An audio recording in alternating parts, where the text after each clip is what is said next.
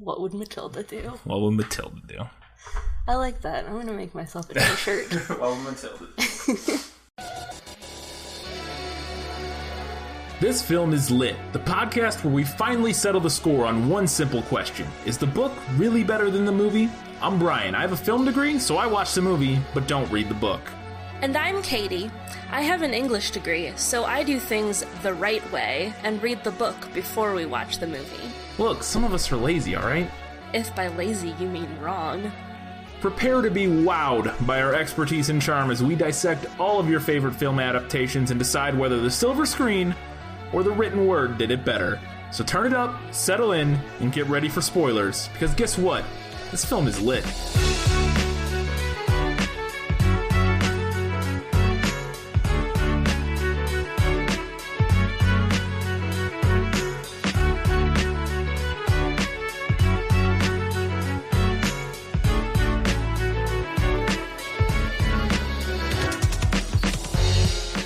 A sci-fi classic that has absolutely no time for fascists. It's Matilda, and this film is lit.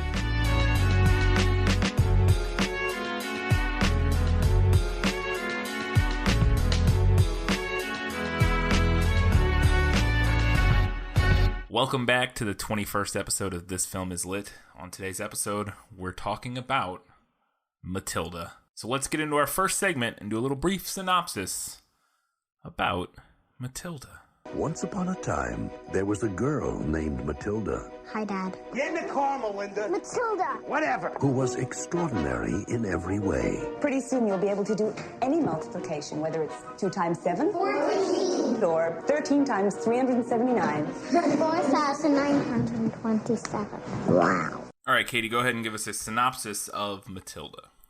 All right. In Matilda, book by Roald Dahl, movie directed by Danny DeVito, a young girl, Matilda, our title character, is born into a family who doesn't appreciate the fact that she's a genius. They're all kind of idiots, kind of awful people. She goes to a school ruled over by an absolute tyrant. Basically, this is about a story about a kid who gets revenge on all of the awful tyrannical adults in her life. And she does so when she discovers that she has powers, essentially telekinesis. She can move things with her mind. Mm-hmm. That's it. That's pretty much it. Yep, that's the premise. That's the premise. So, in case you haven't seen or read Matilda, that's what we're working with here. Now, let's get into our real first segment. Guess who? Who are you? No one of consequence. I must know. Get used to disappointment. Okay. All right, we've got 4 today. They're fairly short. Okay. He was a small, ratty-looking man whose front teeth stuck out underneath a thin, ratty mustache. He liked to wear jackets with large, brightly colored checks, and he sported ties that were usually yellow or pale green. That would be Mr. Wormwood. Yes, that's her dad. Very spot on. Mm-hmm. The little mustache and the checkered jackets. Yeah, the awful used car salesman uniform. Yep, there you go. 1 for 1. Nailed it. She was a large woman whose hair was dyed platinum blonde, except where you could see the mousy brown bits growing out from the roots. She wore heavy makeup, and she had one of those unfortunate bulging figures where the flesh appears to be strapped in all around the body to prevent it from falling out. This seems far too easy this week. That would be Mrs. Wormwood. Yes. Okay. Killing it. She had a lovely, pale, oval Madonna face with blue eyes, and her hair was light brown. Her body was so slim and fragile, one got the feeling that if she fell over, she would smash into 1,000 pieces, like a porcelain figure. I feel pretty confident to say that would be Miss Honey. Yes, it is. Well then, I'm going to go 4 for 4 this week, I have a feeling, unless you're throwing me a zinger here at the end. She was exceptionally small for her age. a skinny little nymph with deep brown eyes and with dark hair that was cut in a fringe across her forehead. Well, unless you're throwing me a real curveball here, that would be the titular Matilda. That actually was my curveball. Wait, it's... what's her name? Now, hang on. I already told you were wrong. But I'm second guessing it's her friend, You Violet. can't second or guess Lavender. after you already know Fine. you're wrong. Yeah, it's Lavender. Lavender. You good guess with Violet, though. Very close. I said lavender or violet. It was one of the two. I was like, it's some color. It's some purple color. Couldn't remember which one. See, okay, fair enough. Because that could have easily... Yeah, that the could Matilda have with very the bangs easily, and... described Matilda. But I am actually going to, maybe the day after the episode comes out, I'm going to post some, like, side-by-side pictures because there are pictures in there. Yeah, there are illustrations Right. in the book of the illustrations and the characters from the movie, because it's really clear that they went to great lengths to make the characters look like they just popped out of the book. Cool, 3 for 4. That'll be. I'm interested to see those illustrations. So look out for those on Facebook and Twitter and the like. Wednesday. Let's move on to. What's that in the book? Nicholas Flamel is the only known maker of the Philosopher's Stone. The what? Honestly, don't you two read? All right, I have a handful here. We're gonna hit a lot of the high points, the big scenes, the things that people most remember from Matilda. So if they even haven't seen it in a long time, they'll probably still remember these scenes. Probably. And would then it would be interesting to know whether or not they were drawn from the book or created for the film. So not all of them, but most of them. First thing is a single line, and the reason I ask is because I know you really like this movie. And we don't have to go into a whole lot of your backstory, but this line was something that I identified as being something that you identified with very thoroughly. Mm-hmm. And so I wanted to know if it was created for the movie or if it did in fact come from Roald Dahl in the book. That line is, it's narration by Danny DeVito, the narrator in the film. These books gave Matilda a hopeful and comforting message. You are not alone. Is that line from the book? It's not in the book. Well, there you go. Yeah, they've added that one in for the script, and actually a lot of the really good lines were added for the movie, which is great. Mm-hmm. Cool. All right, my next one is the hammer throwing of children. Does that take place in the book? It does. I figured. Some of these are definitely, I figured they were in the book. The hammer throwing of children, just wanted, I guess it only happens once in the movie. It was funny, because in my recollection, it happened twice.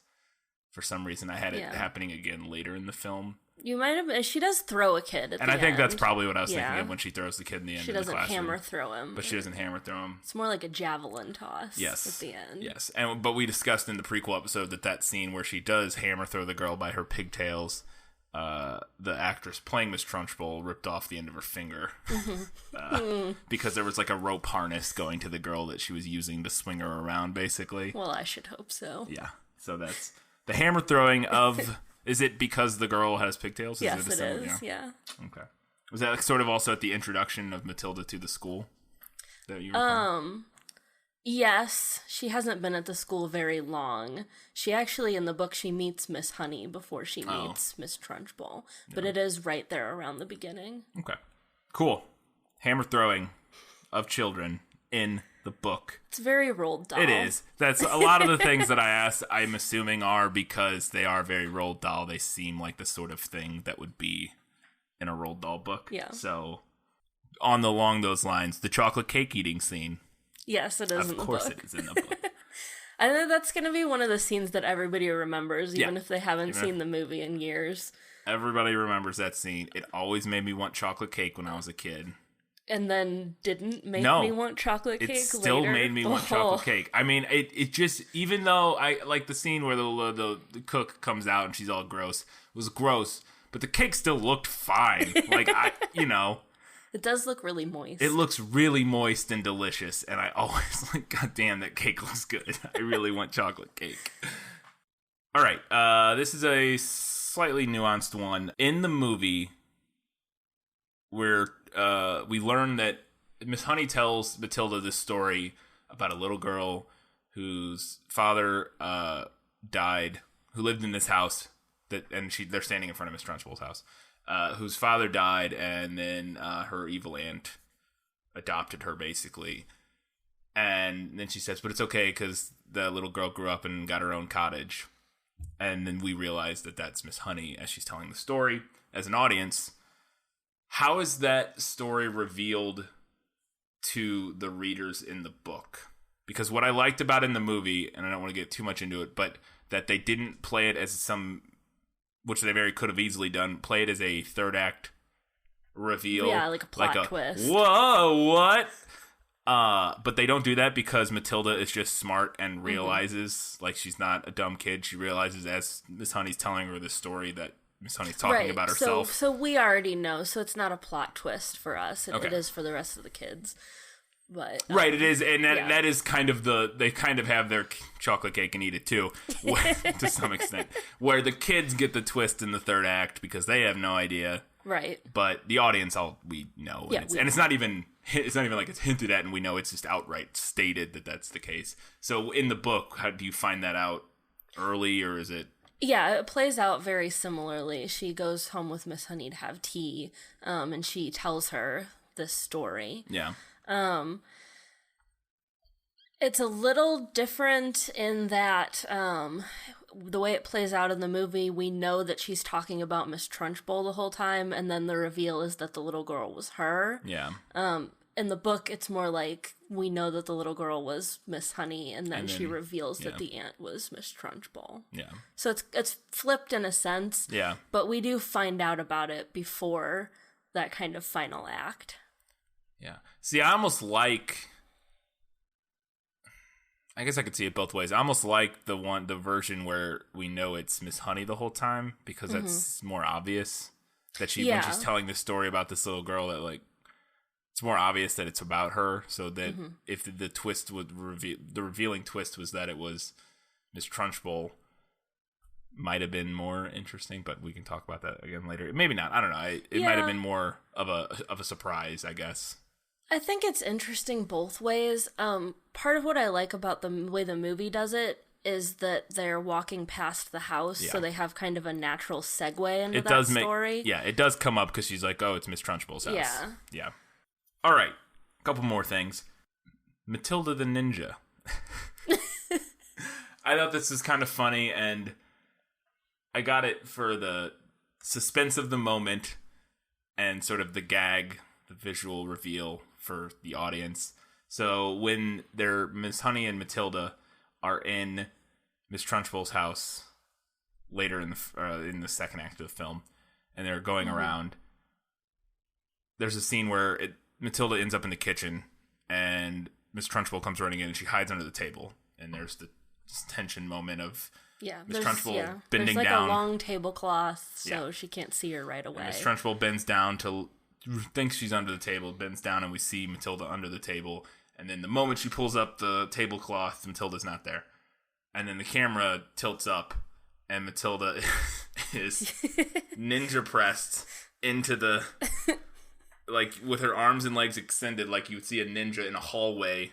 Yeah. Before they drop on somebody, holding herself up in the table. And she does this for a good minute or two. Yeah. So does that happen in the book? That whole scene where they break into her house is not in the book. That first time when neither both time. of them. Oh, okay. Well, I guess nobody breaks in the second time, but interesting. Well, now we're finding out those weren't in the book. I want to talk about that a little more a little later, but neither of those things are in the book, so I can't offer any further clarity on her ninja skills. So Matilda the Ninja is not canon. Not for the book, anyway. That's what I mean. Yeah, it's not book canon. All right. I just thought it was kind of funny. That was like, I had forgotten about that. And to me, that was like such an early 90s kids movie thing. It 100% was. And yeah, I understand it for the sort of suspense and the gag of it. Mm-hmm. But it also makes no sense. No, it's just goofy. It's just goofy, and it doesn't fit her character. Like, we have no reason to think she has any sort of Yeah. Like they don't show her, like, doing cartwheels yeah, or she has no reason to think even. she has any sort of strength to do stuff like that or anything. You know, it would have been nice if they would have found a way to do that similar gag where she used her wits. I mean, she does to some extent, I guess. Yeah. But that is 99% perspiration and 1% inspiration. And it doesn't really fit her character, I didn't think. So I thought that was kind of strange, but it is, you know, it gets a laugh and like a woo moment. But anyways. All right. So neither scene where Matilda and Miss Honey break in or the scene where Matilda goes back and retrieves the doll and the chocolates, neither of those not in the book. Are in the book. All right. Final one for was that in the book. The end of the film. Miss Trunchbull has been chased from the school and has left the house and the money to Miss Honey. And Matilda's parents are on the run from the police, basically. Yes. Or the feds, I guess, actually, more accurately. For fraud and blah, blah, blah, whatnot. And as they're running, they have one moment, or they have one, their lone and final act of decency, as the movie pretty much explains. They basically sign adoption papers giving Matilda to Miss Honey. Does that happen in the book? Yes. It does? Yes. And is it in a similar way or in the same... Yeah, very similar. I mean, there are, like, minute differences. Right. Like, they're going to Spain instead of Guam, stuff like that. But it plays out the same way, and she gets to stay with Miss Honey. Okay. And it is sort of seen as their... I don't know if I wonder if I would imagine that line probably isn't, and I don't want to put you on the spot necessarily, but the line about the narrator says, and possibly the first and only decent thing they've ever done in their lives or something like that. Is that line, or is there anything, an allusion to that sort of, not a redemptive moment, but somewhat of a redemptive moment, and also there's almost a sweet, but not really, but almost moment between Matilda and her mom. Yeah. And I was wondering if that, where her mom was like, I never understood you. And, you know, like, I don't know how you're my daughter. Nothing alike. But, you know, I never really, you know, it's almost sweet in a weird way, but it's you know, it's kind of not still. And I was wondering if that sort of feel is there at all. Where it almost feels like we're supposed to like them a bit for this. Yeah. You know what I mean? In the movie, it does play as kind of redemptive. And it's not redemptive, but somewhat. There's like that little the little touch of a spark of redemption or something. It doesn't in the book. I wouldn't say that kind of spark is there. I mean, aside from the fact that they let her stay. That they do, yeah. Yeah. That's all I have for was that in the book. So let's move on to Lost in adaptation. Just show me the way to get out of here, and I'll be on my way. Is it lost? Yes, and I want to get unlost as soon as possible. I have kind of two things. One of them, I thought this would be a good place, and the first thing we'll discuss. Well, let's do my other one first, and then we'll get into the second part. So for my first one, is there any more given on, or is there any more concrete explanation or discussion of Miss Honey's father's death? Is it made any more... Because the illusion in the movie, and it's maybe stronger than in illusion, is that Miss Trunchbull killed him, poisoned him, or something. Is that the same idea in the book? Yeah, it's the exact same. They think they rule it as a suicide, but the implication is that maybe she did away with him. Okay, but there's not any more concrete... No, nothing more concrete. Okay, I just didn't know if maybe there was something else, some other scene or something that sort of made it more for sure that was what happened or not. Which you don't need. I mean, we know she did. Yeah, like, that's the implication. But I was just wondering. So the second thing, we'll knock that out. It's kind of a note I had. Second thing, and this is where we'll get into our discussion from the prequel episode. Let's revisit our sci-fi versus fantasy discussion. And I think Lost in Adaptation is probably a good place to do it. What do we think now, rewatching it? Rewatch and reread. Do we think it's sci-fi or do we think it's fantasy? I mean, I argued more for sci-fi. Somebody had to. Yeah. I think in a traditional sense, it probably fits more into fantasy. And the movie more so than the book. The movie, her powers are definitely filmed to look more like traditional magic powers. Like, it looks like Harry Potter. Yeah. Yeah, it just looks like telekinesis. Yeah. In the books, there's more of an implication that she has to, like, focus really hard, and, like, the things that she can do are pretty limited. Yeah. Like, she's not, like, controlling multiple things and, like, making it look super easy. Yeah, because there's literally almost a scene in this movie once she really learns how to control her powers, where it's like the scene in the sixth Harry Potter book / movie where they go to recruit Horace Slughorn, and then Dumbledore, it's in the movie is when we see it, but Dumbledore reassembles the living room and all the stuff's flying everywhere. There's a moment where she's in the living room and there's stuff just flying everywhere, and it reminded me of that a little bit. So yeah, it is kind of more traditional, like, magic. Mm-hmm. Like, she can just make whatever she wants, do whatever she wants, kind of, in telekinesis terms. Right. From the way it reads in the book, it almost sounds more like 11 from Stranger Things. Yes. Where it's, like, taxing for her. Right. And there are limitations on what she can do and what she can't do. Yeah. So, the book, I wouldn't even necessarily classify it as sci-fi, but it feels more sci-fi than the movie. Okay. Here's the thing. I'm actually, having rewatched it and thought about it some more, I'm more on the sci-fi side than I was. I still don't think it's safe. I don't think I would call it sci-fi. Mm-hmm. But I am much more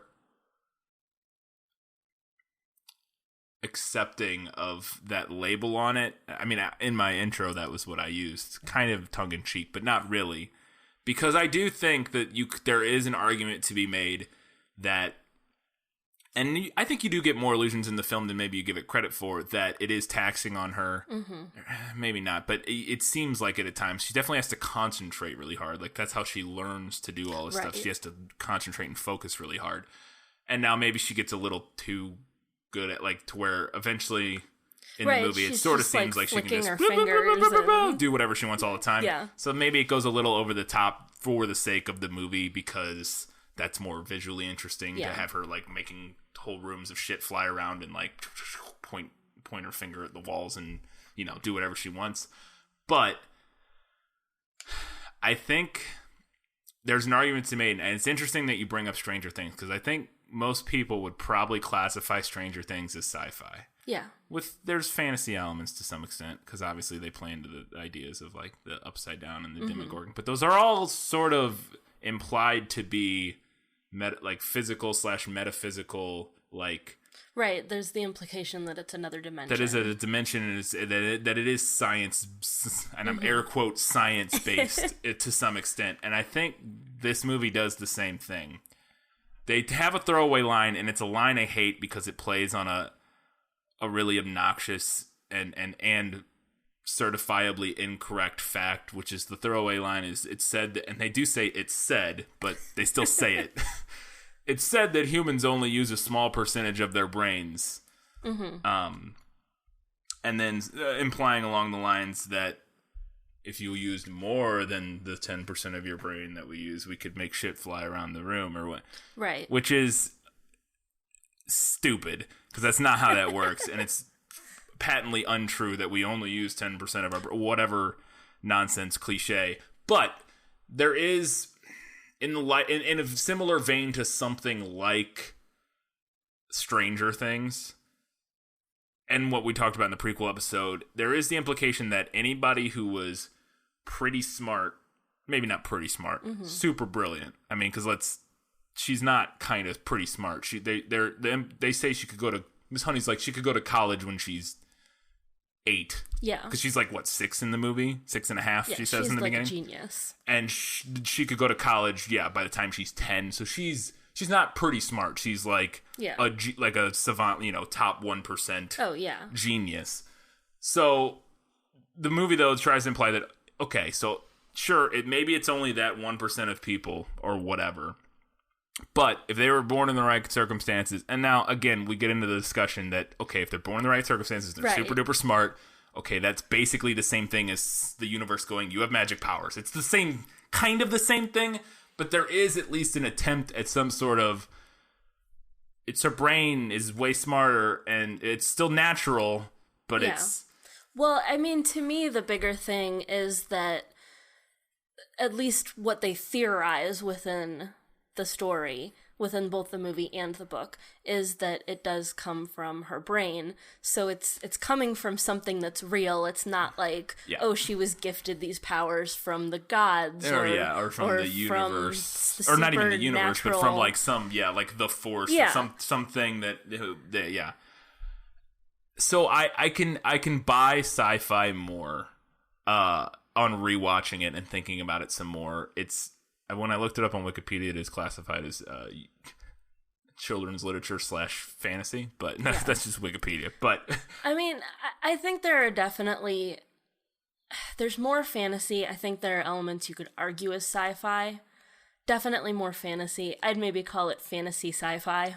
Fantasy sci-fi I think is this perfectly reasonable way to classify it. But it's funny because I guess my point ultimately is that when you said originally, I want to talk about sci-fi versus fantasy for Matilda, I was like, what? Why? Like, I was like, I hadn't seen it in years, but I was like, but it's a fantasy. Like, what are you talking? It's fantasy. She's got magic powers. It's Harry. Like, what are you talking about?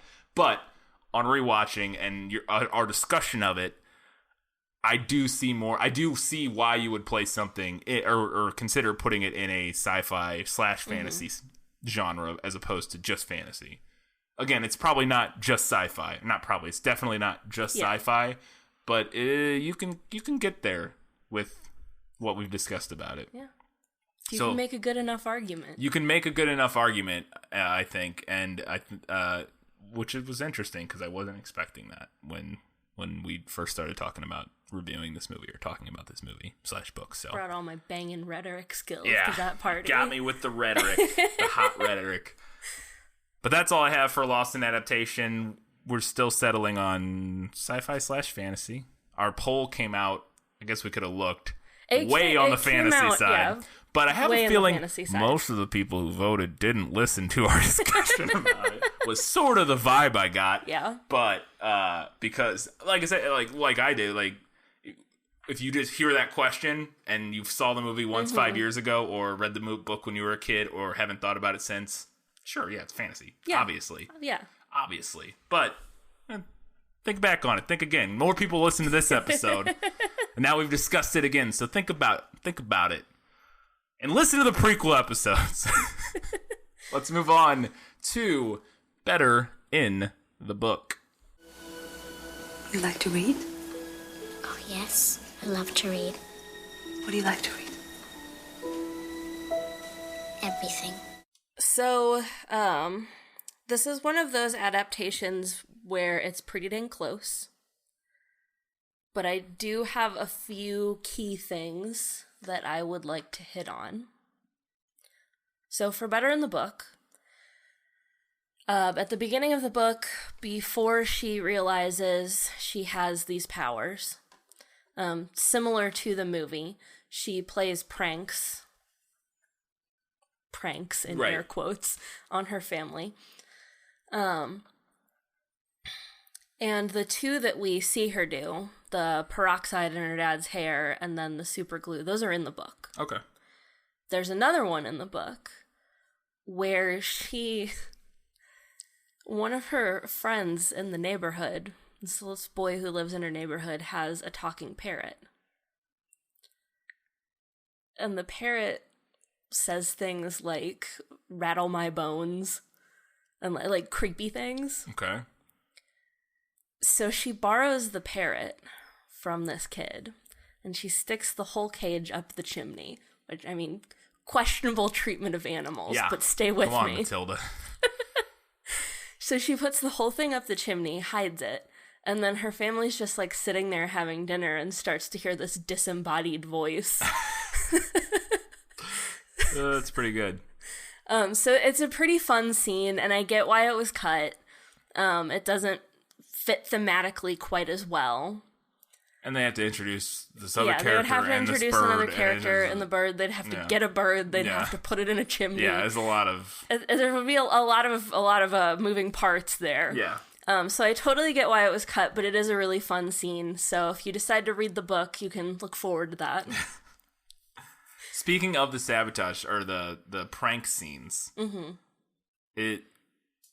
of my favorite films, not one of, my favorite film of all time is Amelie.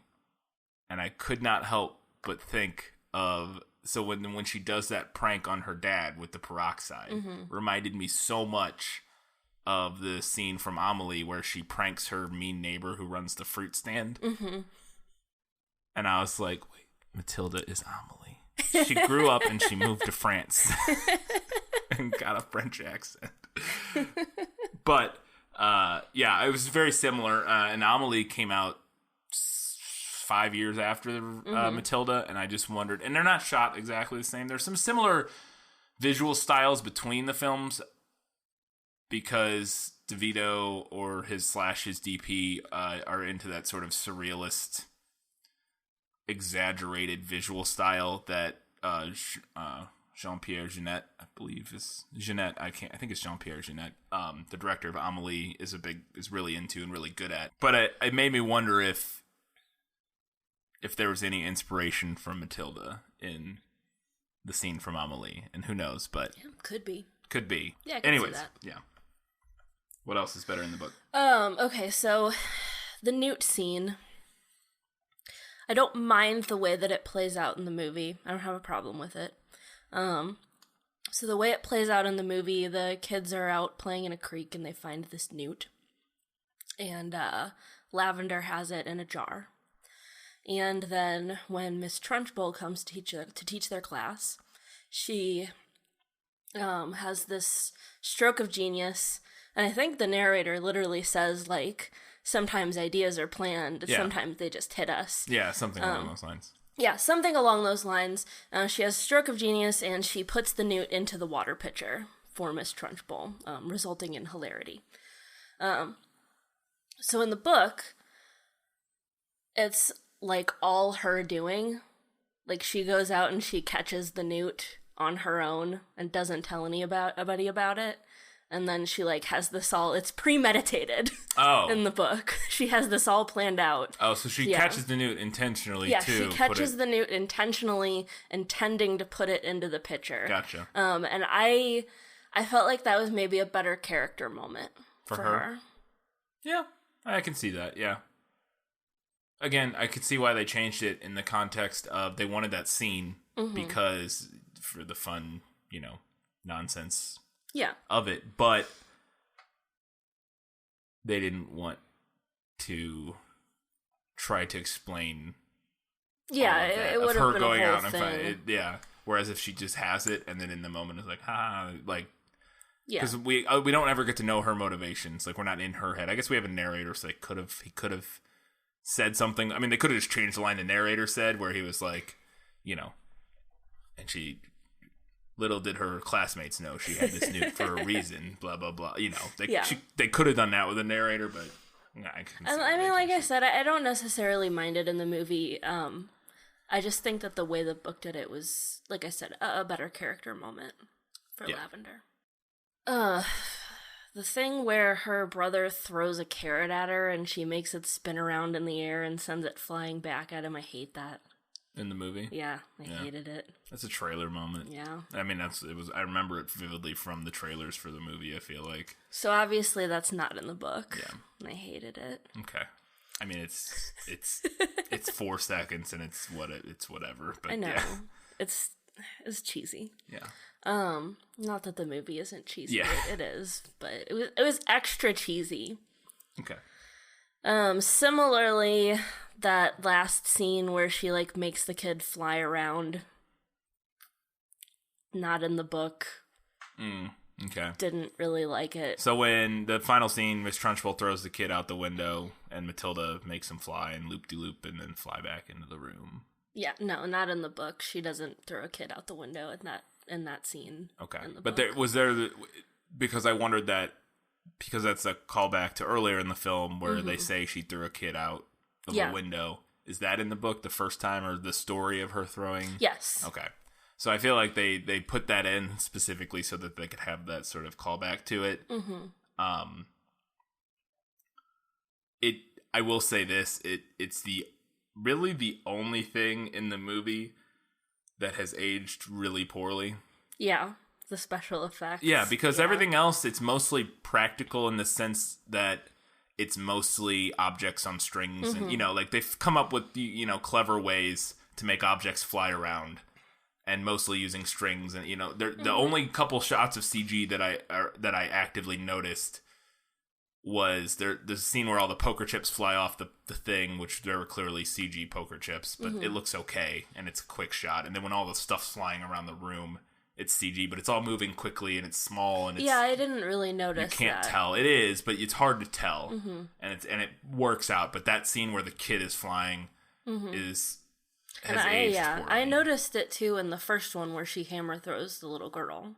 It's not as bad because that one, there's maybe a second of it, but she's in the air for such a brief amount of time, and most of it is just shots of her, creatively shot where it's, like, looking up at the sky from underneath her, and her hair's blowing, or, like, and then, like, when she's sliding across the ground, like, it's mostly shot practically to imitate the idea that she's flying. I don't remember, like, the bad green screen of her. Like, but the last scene with the boy, he is badly green screened or badly composited into the shot, and it just doesn't look good. Yeah, and it's a little, and it just also felt unnecessary because you had so much other stuff going on. Right, that it was just like, what else are we gaining by that? Well, and I felt like it was tonally dissonant too. Like it's kind of a serious scene. Yeah. And then she, like, making this kid fly around, and there's, like fun music playing, and... Yeah, I agree. It just it didn't need to be in there. They just wanted something really over the top. Because, her flying, I guess, chalk erasers and slamming chalk erasers around and then making Lavender jump 10 feet in the air is not... I guess that's not dramatic enough. Quite dramatic enough would be my guess. But, yeah, it has not aged well. So that's all I have for Better in the Book. Okay. So we'll move on to Better in the Movie. All right, let's talk Better in the Movie. My life has taught me one lesson, Hugo, and not the one I thought it would. Happy endings only happen in the movies. So I mentioned earlier that a lot of the really good lines were added. Yes. And one in particular that I love that I had forgotten about. One that her dad says to her. When a person is bad, that person has to be taught a lesson. Yeah. And he says person instead of child. And they make a point of that because that's the thing. That's interesting. That's not in the book. Because that's the thing that sort of sparks, to some extent, Matilda's whole revenge spree in this movie. Well, she does get the idea that she's gonna, like, punish her parents they say for being beastly to her because it's a British children's book. But it's not spurred by that particular line, and I love that line. Yeah. It is interesting. And I thought that was kind of funny that was the thing that sort of... She goes, oh, yeah, okay. Yeah. I can do that. I mean, the logic follows. It's not just kids. He said person. It's anybody. The stolen car parts side plot, much better done in the film. Okay. That's present in the book, but kind of not till, like, the very end. Yeah. And it almost feels like not a Deus Ex Machina, but a bit. Like, yeah, but a bit. You're like, oh, okay. Yeah, it kind of comes out of nowhere. Like, her dad's a crook. Because he's selling shitty cars with sawdust in the engines and whatnot. But the whole, like, the idea that the feds are after him kind of comes out of nowhere at the end of the book. So I thought that was much better done. I mean, I guess it makes sense in the book that maybe Matilda wouldn't necessarily know about it. Yeah. Because she's a little kid. But it does just kind of pop out of nowhere at the end of the story. Yeah. And she's an incredibly smart little kid, so she might... Yeah, notice. yeah. Also, when you add more of the feds going after them backstory, you get to cast Paul Rubens as one of the FBI agents. Paul Rubens, a.k.a. Pee Wee Herman, which I had forgotten he was one of the FBI guys, which was funny. But it's like, holy shit, it's Pee Wee Herman. So the scene where she's reading Moby Dick in the movie, which I posted a screen cap of. You did post about this on Facebook and stuff. On our social media. Because that was a joke that went right over my head as a 7-year-old. So in the book, she's reading The Red Pony by John Steinbeck and not Moby Dick. And I thought that was a good change. The idea in the book is that, well, I mean, her dad just doesn't like books because he's an asshat. Right. But the idea is that he gets mad that she's reading, like, an American writer because Americans only write trash. Because, again, it's British. God. So I thought the switch to Moby Dick was appropriate, and it made for a better joke. Yeah. The scene after she tips the glass for the first time, when it has the newt in it, and then she tries to tip the glass again with Miss Honey watching. In the movie, she's not able to do it. In the book, she is. Oh.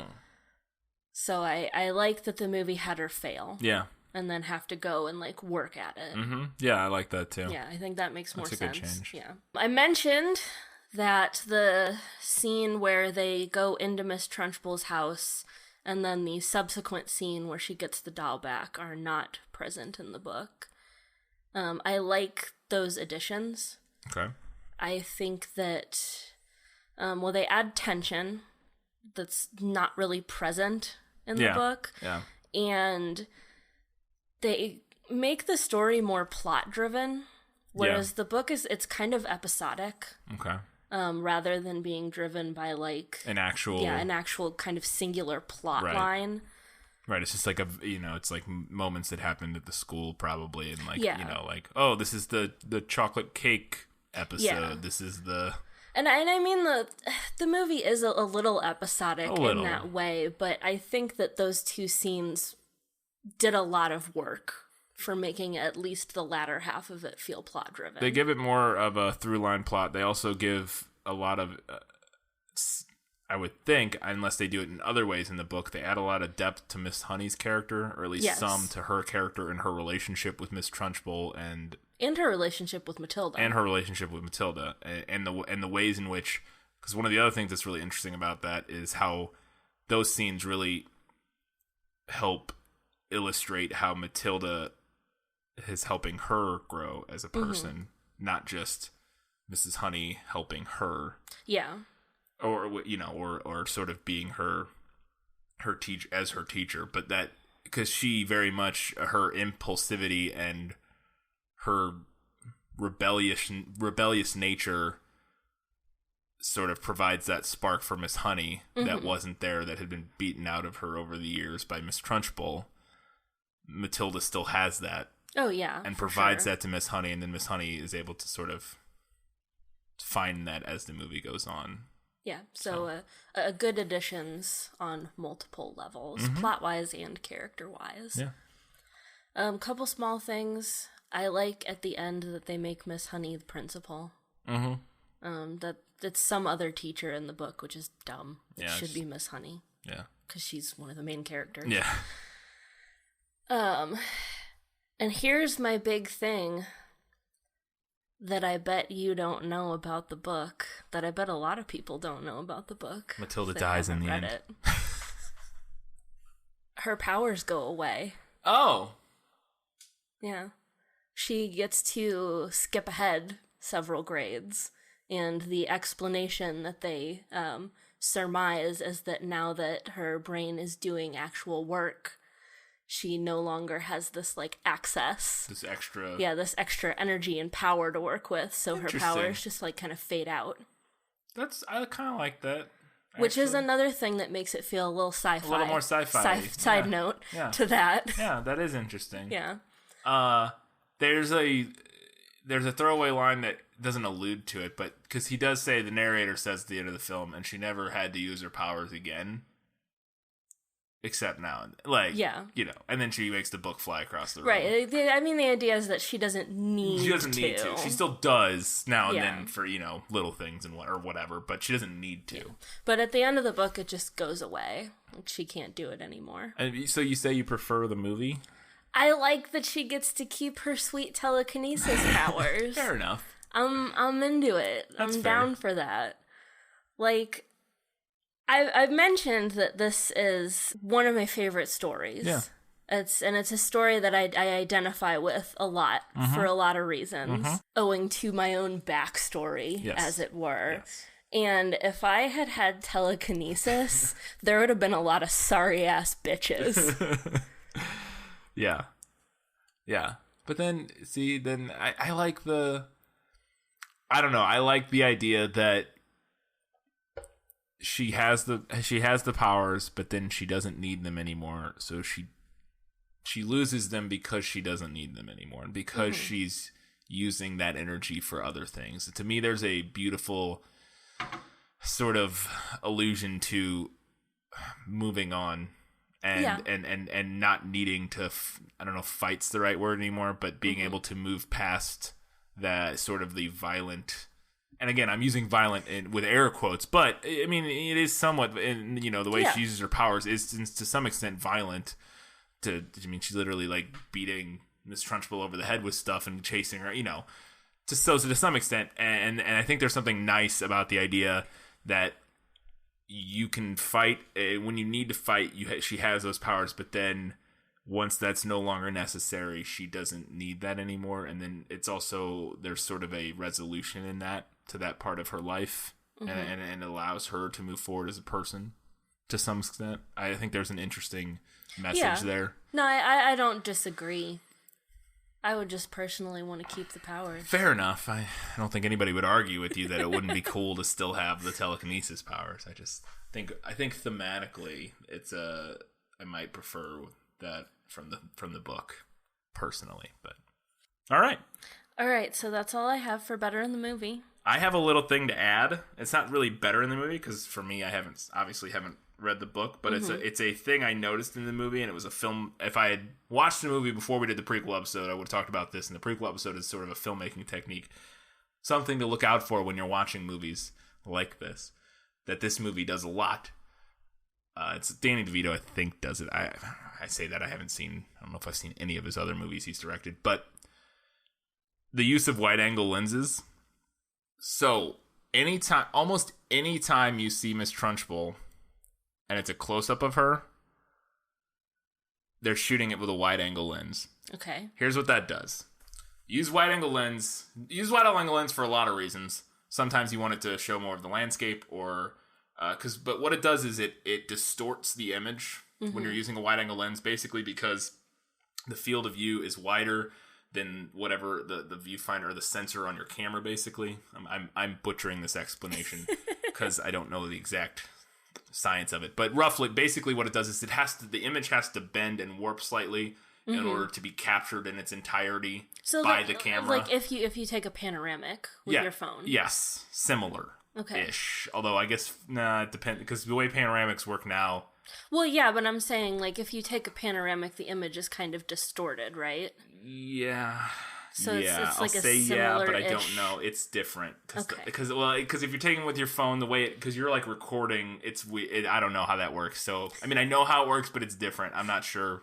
But it's a similar idea, yeah. But basically, I think it's just because, and part of it has to do with because the way the glass is on a wide-angle lens. Okay. Sort of the most extreme version of a wide-angle lens is like a fisheye lens. When you see like a lot of like skateboard videos, that sort of thing, where they use a really wide-angle lens, and it does that weird fisheye effect to where the things in the middle are are bigger, and the things in the foreground are bigger, and then things out on the edges kind of get warped and look strange.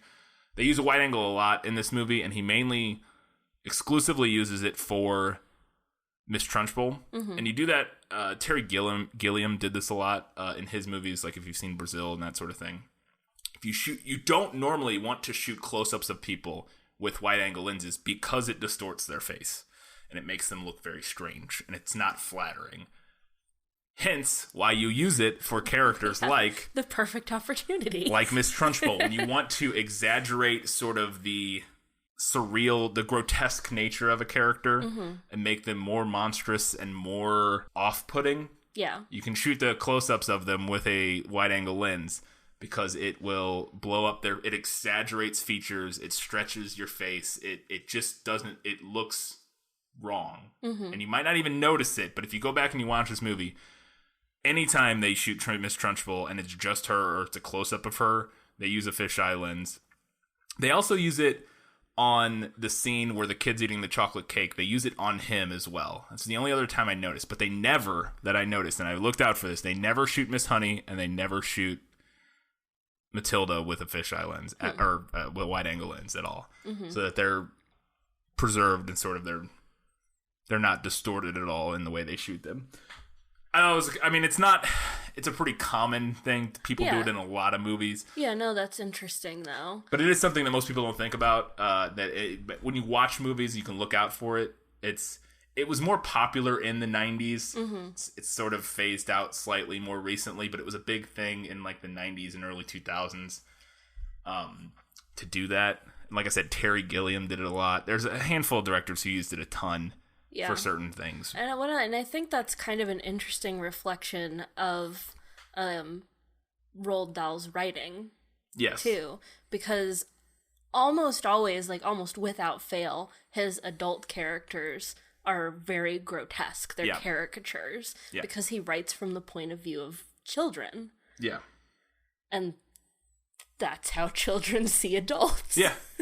And it's a good way to portray that on film. Yeah. So, like I said, you watch it if you're rewatching a movie after listening to this or whatever, or just watching any movie, because like I said, it happens a lot. But just look for that sort of weird, and you notice it more on the edges of the frame, but also if it's an extreme close up of somebody, it's very obvious because their face will look very strange. Well, the reason that looks like that is because they're shooting it with a wide angle lens. So there you go. Fun film fact. We all learned something today. Yep. This has been a very brief segment of learning things with This Film Is Lit. Let's move on to some general couple things before we hit the final verdict. Yeah.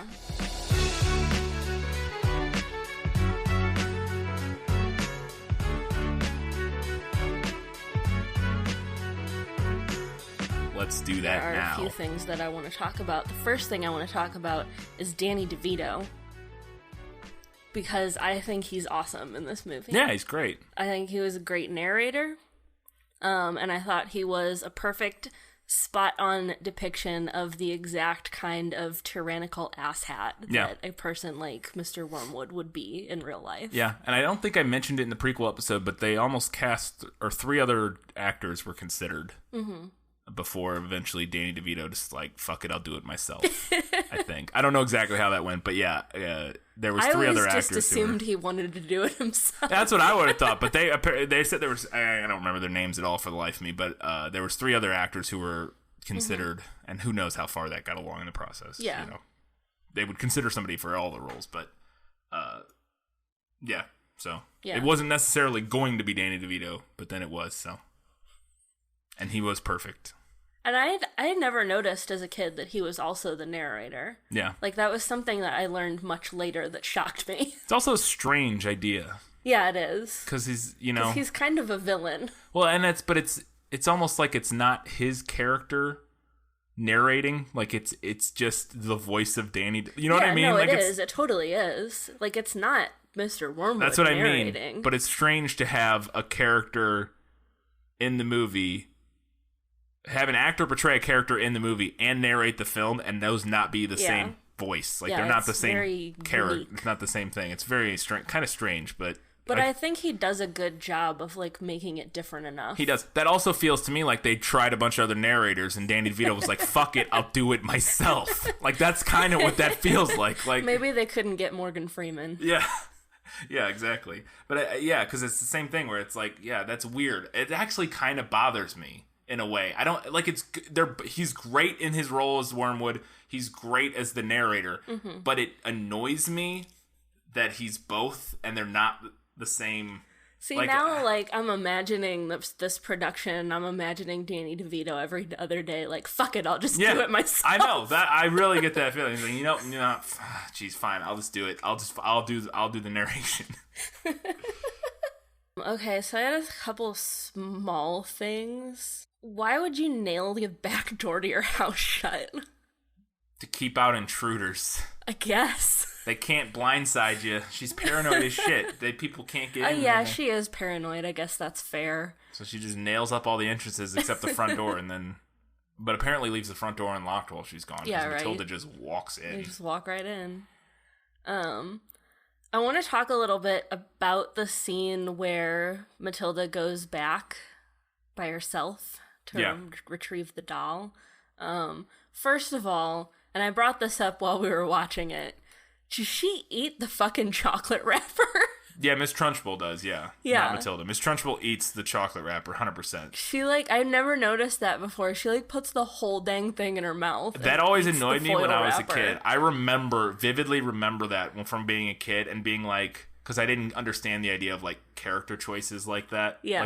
As a kid, I was like, is that some weird special chocolate with, edible paper or, what?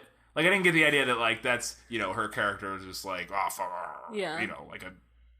Didn't get it. She's very animalistic. Yes. Yeah. There's a lot of different choices that show that. She's always sniffing things. Yes, she's always sniffing things, and and I had this in my notes for this segment, there's a very obvious homage to a very famous movie that we will be doing before too long that came out 3 years before this. Jurassic Park. Was there? I didn't notice. There's the scene. What it was? There's the scene where it's a scene where Matilda goes back to steal the doll and the chocolates, and right after Matilda pulls the chocolates out of the window, and then the window shuts. Miss Trunchbull runs over to the window and sticks her face against the glass and blows a jet of air, and it condenses on the window, and that's exactly. It's shot almost exactly the same, and it's the same idea as the scene from the kitchen. I think it's the kitchen scene in Jurassic Park where the raptor puts its face on the glass and goes, and it blows a jet of. I totally didn't pick up on that. 100% what that is. Awesome. Yeah.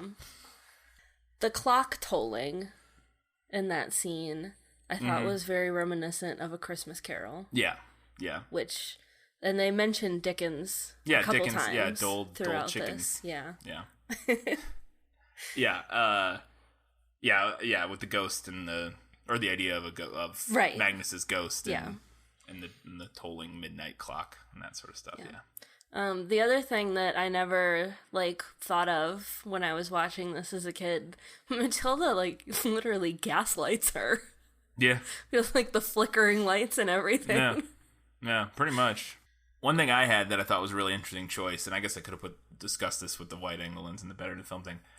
Did you notice, and I never noticed this before, but I would say through most of the movie, if not all, I mean, this isn't true for every scene, but most of it, Miss Honey and Matilda, when they speak, and especially when they speak to each other, speak almost at a whisper.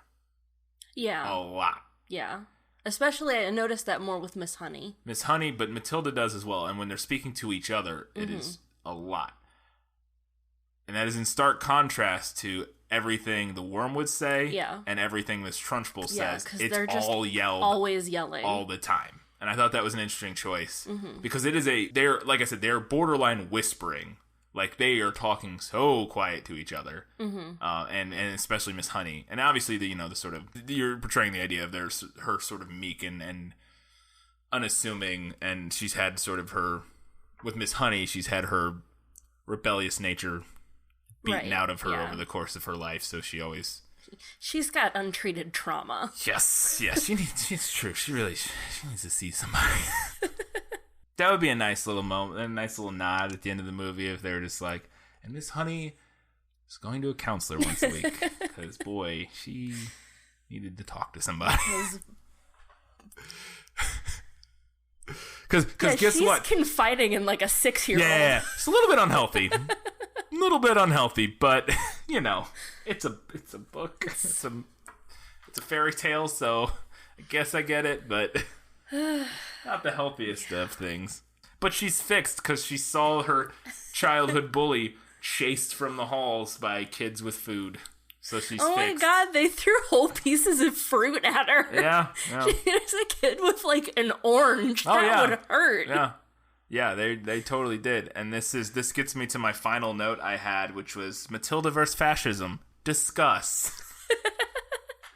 I really feel like we could do a whole fucking video essay about sort of the, whether on purpose or not, political messages and themes in this movie / book. I don't know. I mean, I think we're getting into kind of a sticky thing there because a lot of Roald Dahl's literature is like that, and a lot of children's literature is like that. Yeah, fair because enough. what are adults to children but fascists? Right.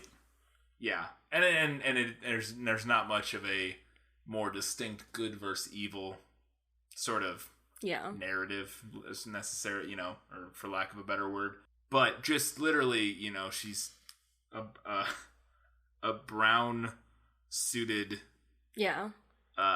authoritarian who rules tyrannically. She carries around a riding crop. I just thought it's sort of interesting in that, and something about the final scene when all of the students, I don't want to say violently, but for lack of a better word, somewhat violently reject her fascism. I thought was, I don't know. Matilda's kind of like the rebellion leader who spurs her people to action. I thought it was a little, I don't know, interesting, poignant, timely, what have you. I don't know. It struck me in a way that it never would have as a child. Mm-hmm. And there's a lot more and a lot of nuance to that would take a lot more research and thinking and writing to sort of flesh that out and have that discussion and sort of talk about it. Right. It's a sticky and complicated, not sticky. It's a complicated conversation. It's complicated, and I mean, and you wouldn't think of it that way as a child. No, obviously. of course not. As a not. child, of course you're just not. thinking of everyone who shits on you and living vicariously through this. Right. Like I said, I just now looking on it, it really struck me in that moment, and I was like, something here. Something. I think we could easily do the works of Roald Dahl as anti-fascist. Yes, probably. That's fair. It seems unsurprising. I just thought it was interesting. Matilda versus fascism, which is kind of perfect. She's the hero we deserve. She is. What is so great and amazing about Mara Wilson.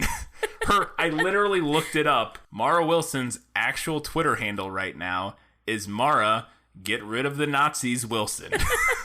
So, all the t-shirts and stuff that have been out within the last year or so, what would Hermione do? Right. We need what would Matilda do? What would Matilda do? Yeah. She would fuck a bitch up. She has no chill for fascists.